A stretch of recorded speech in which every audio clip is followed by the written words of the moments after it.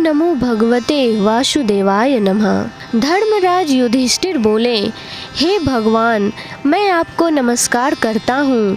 आपने चैत्र मास के शुक्ल पक्ष की एकादशी अर्थात कामदा एकादशी के बारे में विस्तार पूर्वक बतलाया।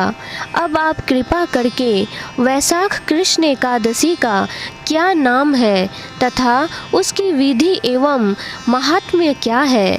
भगवान श्री कृष्ण ने कहा, हे राजेश्वर, वैशाख मास के कृष्ण पक्ष की एकादशी को वरुथिनी एकादशी के नाम से जाना जाता है। यह सौभाग्य देने वाली, सब पापों को नष्ट करने वाली तथा अंत में मोक्ष देने वाली है। इसकी महात्म्य कथा तुमसे कहता हूँ। वरुथिनी एकादशी व्रत कथा। प्राचीन काल में नर्मदा नदी के तट पर मानधाता नामक राजा राज्य करते थे। वह अत्यंत दानशील तथा तपस्वी थे। एक दिन जब वह जंगल में तपस्या कर रहे थे, तभी ना जाने कहां से एक जंगली भालू आया और राजा का पैर चबाने लगा। राजा पूर्ववत अपनी तपस्या में लीन रहे। कुछ देर बाद पैर चबाते चबाते भालू राजा को घसीट कर पास के जंगल में ले गया। राजा बहुत घबराया, मगर तापस धर्म अनुकूल उसने क्रोध और हिंसा न करके भगवान विष्णु से प्रार्थना की। करुण भाव से भगवान विष्णु को पुकारा। उसकी पुकार सुनकर भगवान श्री हरि विष्णु प्रकट हुए और उन्होंने चक्र से भालू को मार डाला। राजा का पैर भालू पहले ही खा चुका था। इससे राजा बहुत ही शोकाकुल हुए।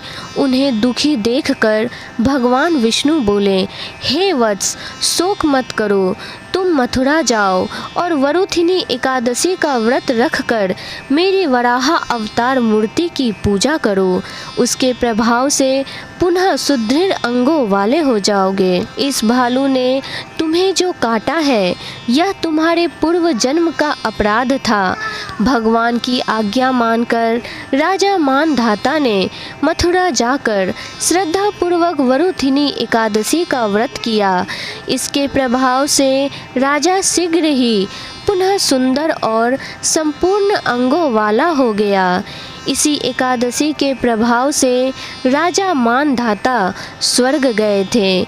जो भी व्यक्ति भय से पीड़ित है, उसे वरुथिनी एकादशी का व्रत रखकर भगवान विष्णु का स्मरण करना चाहिए। इस व्रत को करने से समस्त पापों का नाश होकर मोक्ष मिलता है। राधे राधे।